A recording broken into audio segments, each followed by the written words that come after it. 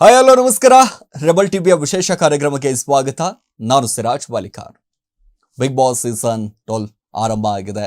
ಸಾಕಷ್ಟು ಸಂಭ್ರಮ ಸಡಗರ ಒಂದು ಕಡೆ ಮನೆ ಮಾಡಿರುವಂಥದ್ದು. ಪ್ರಮುಖವಾಗಿ ಉತ್ತರ ಕರ್ನಾಟಕದವರನ್ನ ಕರೆದಂಥ ಸಂದರ್ಭದಲ್ಲಿ ಆ ಸಂಭ್ರಮ ಸಡಗರ ಇದ್ದೇ ಇರುತ್ತೆ. ಆದರೆ ಉತ್ತರ ಕರ್ನಾಟಕದಲ್ಲಿ ಭಾರಿ ಫೇಮಸ್ ಆದವರು ಮಾಳು ನಿಪ್ನಾಳ್, ಸಿಂಗರ್, ನಾಡ್ರೈವರ ಅನ್ನುವಂಥ ಒಂದು ಸಾಂಗ್ ಮೂಲಕ ಸೆನ್ಸೇಷನ್ ಕ್ರಿಯೇಟ್ ಮಾಡಿದಂಥ, ಸಾಮಾಜಿಕ ಜಾಲತಾಣದಲ್ಲಿ ಹವಾ ಎಬ್ಬಿಸಿದವನು ಅಂತಂದರೆ ಅರೆ ಮಾಳು ನಿಪ್ನಾಳ್ ಒಂದು ಕಡೆ ಬಿಗ್ ಬಾಸ್ಗೆ ಬಂದಿದ್ದಾರೆ, ಹಿಂಗೆ ಏನು ಕತೆ? ಯಾಕಂದರೆ ಈ ಹಿಂದೆಯೂ ಕೂಡ ಅಂತಂದರೆ ಸೀಸನ್ 11ರಲ್ಲಿಯೂ ಕೂಡ ಸಿಂಗರ್ ಆಗಿ ಬಂದಂಥ ಹನುಮಂತ್ ಲಮಾಣಿ ರೀತಿಯಾಗಿ ಇವರು ಕೂಡ ಒಂದು ಕಡೆ ಫೇಮಸ್ ಮಾಡ್ತಾರ. ಯಾವ ರೀತಿಯಾಗಿ ಇವರು ಆ್ಯಕ್ಟ್ ಮಾಡಬಹುದು, ಅಲ್ಲಿ ಯಾವ ರೀತಿಯಾಗಿ ಆಟ ಆಡಬಹುದು ಅನ್ನುವಂಥ ಸಾಕಷ್ಟು ಒಂದಿಷ್ಟು ಕುತೂಹಲ ಇದೆ. ಯಾಕಂದರೆ ಮಾಳು ನಿಪ್ನಾಳ್ ಹೇಳಿದ ಹಾಗೆ ಫಸ್ಟಿಗೆ ಬಂದ ಮೇಲೆ ಸುದೀಪ್ ಅವರ ಕಟ್ಟ ಅಭಿಮಾನಿ. ಒಂದು ಕಡೆ ಆ ವೇದಿಕೆ ಮೇಲೆ ಬರ್ತಿದ್ದಾಕೆ ಆ ಸಂಭ್ರಮ, ಖುಷಿ, ಆ ಮುಖದಲ್ಲಿ ಒಂದಿಷ್ಟು ಮುಗ್ಧತೆ ಎಲ್ಲವೂ ಕೂಡ ಕಾಣಿಸ್ಕೊಳ್ತಾ ಇತ್ತು. ಅದರ ಜೊತೆಗೆ ಬಹಳಷ್ಟು ಭಾವುಕರಾಗಿಬಿಟ್ಟಿದ್ರು. ಕಿಚ್ಚ ಸುದೀಪ್ ಅವ್ರನ್ನ ಇಷ್ಟು ಹತ್ತಿರದಿಂದ ನೋಡ್ತಾ ಇದ್ದೀನಿ, ಯಾಕಂದರೆ ಭಾಳ ದೊಡ್ಡ ಅಭಿಮಾನಿ ಅನ್ನುವಂಥದ್ದು. ಅಂದರೆ ಒಂದಿಷ್ಟು ಸಿನಿಮಾಗಳು ರಿಲೀಸ್ ಆದಂಥ ಸಂದರ್ಭದಲ್ಲಿ ಅವರು ಥಿಯೇಟ್ರಿಗೆ ಹೋಗಿ ನೋಡುವಂಥದ್ದು, ಅವರ ಸಿನಿಮಾಗಳನ್ನು ನೋಡಿ ಪ್ರೇರಣೆ ಆಗಿರುವಂಥದ್ದು ಎಲ್ಲವೂ ಕೂಡ ಇದೆ.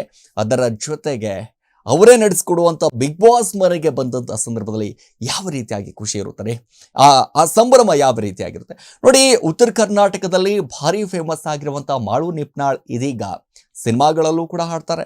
ಇವರು ನಾಡ್ರೈವರ ಸಾಂಗ್ ಯೂಟ್ಯೂಬ್ನಲ್ಲಿ 100 ಮಿಲಿಯನ್ ವ್ಯೂಸ್ ಪಡೆದುಕೊಂಡಿದ್ದಾರೆ. 100 ಮಿಲಿಯನ್. ಅವರು ಏನಪ್ಪ ಇದು ಹಿಂಗಿದೆಯಲ್ಲ, ನಾವೆಲ್ಲರೂ ಕೂಡ ಅನ್ಕೋತೀವಿ ಈಗ ಉತ್ತರ ಕರ್ನಾಟಕದ ಪ್ರತಿಭೆ ಬಿಗ್ ಬಾಸ್ ಮನೆಯೊಳಗೆ ಕಾಲಿಟ್ಟಿದೆ. ಯಾಕಂದರೆ ಹನುಮಂತ ಲಮಾಣಿ ರೀತಿಯಲ್ಲೇ ಒಂದು ಕಡೆ ಮೋಡಿ ಮಾಡ್ತಾರೆ. ಯಾಕಂದರೆ ಭಾಳಷ್ಟು ಹಾಡುವ ಮೂಲಕ. ಯಾಕಂದರೆ ಮಾಳು ನಿಪ್ನಾಳ್ ಅಂತಂದಾಗ ಒಂದಿಷ್ಟು ಜಾನಪದ ಲೋಕದಲ್ಲಿ ತನ್ನದೇ ಆದಂಥ ಒಂದಿಷ್ಟು ಹವಾ ಎಬ್ಬಿಸಿದವನು, ಜಾನಪದ ಲೋಕದಲ್ಲಿ ತನ್ನದೇ ಆದಂಥ ಒಂದಿಷ್ಟು ಗತ್ತನ್ನು ಬೆಳೆಸಿದವನು. ಯಾಕಂದರೆ ಏನು ಯಾರು ಈ ಮಾಳು ನಿಪ್ನಾಳ್, ಇಲ್ಲಿಂದ ಇದ್ರು, ಹೇಗೆ ಬೆಳೆದ್ರು, ಅವರ ಹಾದಿ ಹೇಗಿತ್ತು, ಅದೆಲ್ಲವೂ ಕೂಡ ಕಂಪ್ಲೀಟ್ ಆಗಿ ನಿಮ್ಮ ಮುಂದೆ ಹೇಳ್ತಾ ಹೋಗ್ತೀನಿ ನೋಡಿ.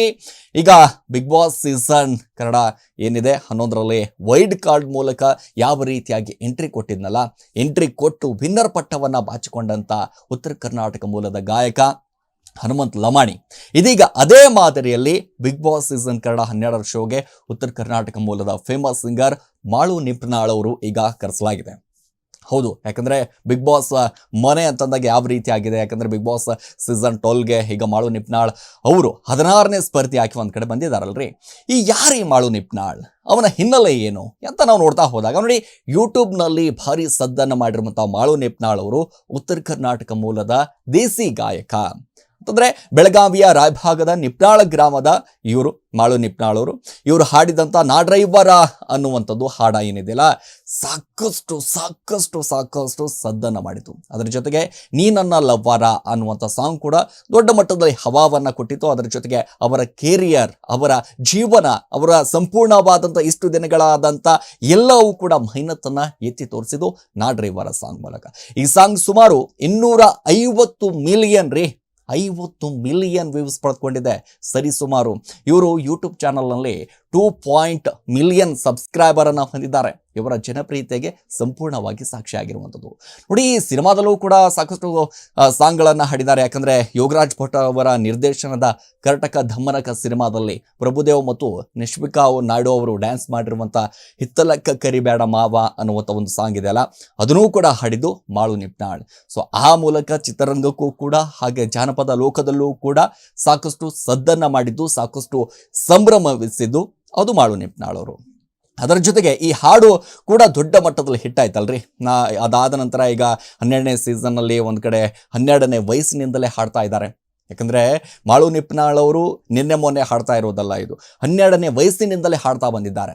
ನಾನು ಜಾತ್ರೆಗಳಲ್ಲಿ ಹಾಡ್ತಾ ಇದ್ದೆ ಅಂತ ಹೇಳಿದ್ದಾರೆ. ಅದರ ಜೊತೆಗೆ ನಂತರ ನನಗೆ ಬೇಡಿಕೆ ಬಂತು, ಬೆಳಗಾವಿ ಜಿಲ್ಲೆಯ ಒಂದು ಹಳ್ಳಿಯಲ್ಲೂ ಕೂಡ ನಾನು ಬಿಟ್ಟಿಲ್ಲ, ಎಲ್ಲ ಕಡೆಯೂ ಕೂಡ ಹಾಡಿದ್ದೇನೆ ಅಂತ ಮಾಳು ಅವರು ಭಾಳ ಸ್ಪಷ್ಟವಾಗಿ ಹೇಳಿದ್ದಾರೆ. ಕೇವಲ ಬೆಳಗಾವಿ ಜಿಲ್ಲೆಯಾದ್ಯಂತ ಸಾಕಷ್ಟು ಕಾರ್ಯಕ್ರಮಗಳಲ್ಲಿ ಕಲಾ ಸಿಂಚನ ಅನ್ನುವಂಥ ಒಂದು ಕಾರ್ಯಕ್ರಮ, ಒಂದು ಉತ್ತರ ಕರ್ನಾಟಕ ಭಾಗದಲ್ಲಿ ಒಂದು ವೇದಿಕೆಯನ್ನು ಕೊಡುವಂಥದ್ದು, ಹೊಸಬರಿಗೆ ಒಂದು ವೇದಿಕೆಯನ್ನು ಹಂಚಿಕೊಡುವಂಥದ್ದು ಕಲಾ ಸಿಂಚನ ಅನ್ನುವಂಥದ್ದು ಒಂದು.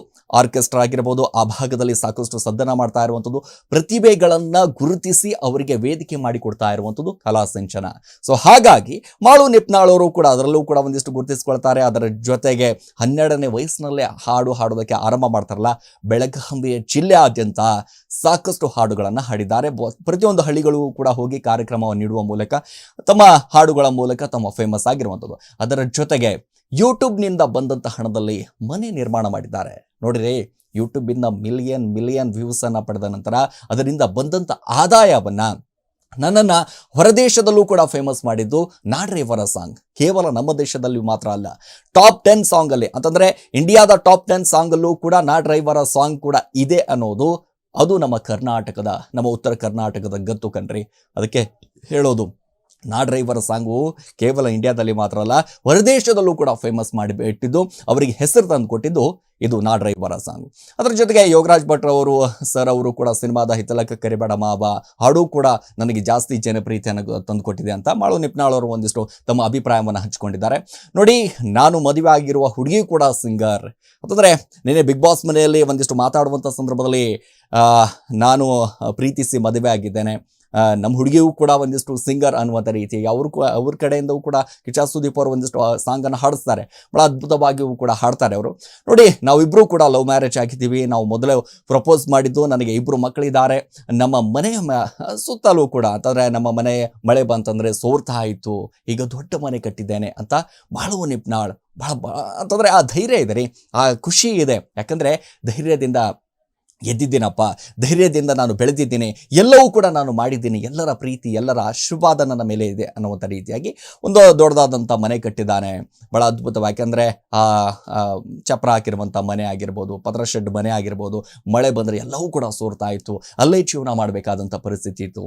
ಆ ಸಮಾಜದಿಂದ ಅಲ್ಲಿರುವಂಥ ಬೆಳವಣಿಗೆಯಿಂದಾಗಿ ನಾನು ಕೂಡ ಏನಾದರೂ ಸಾಧನೆ ಮಾಡಬೇಕು ಅನ್ನುವಂಥ ನಿಟ್ಟಿನಲ್ಲಿ ಮಾಳು ನಿಪ್ನಾಳ್ ಸಾಕಷ್ಟು ಸಾಂಗ್ಗಳನ್ನು ಹಾಡ್ತಾರೆ, ಸಾಕಷ್ಟು ಸದ್ದನ್ನು ಮಾಡ್ತಾ ಇರುವಂಥದ್ದು. ಅದರ ಜೊತೆಗೆ ಅಂದಾಗೆ ಈಗ ಕಟ್ಟಿಸಿರುವಂಥ ಹೊಸ ಮನೆಯನ್ನು ನೋಡ್ತಾ ಹೋದಂಥ ಸಂದರ್ಭದಲ್ಲಿ ಯೂಟ್ಯೂಬ್ನಿಂದ ಬಂದಂಥ ಆದಾಯದಿಂದಲೇ ಅವರು ಕಟ್ಟಿದ್ದಾರೆ ಅನ್ನುವಂಥದ್ದು.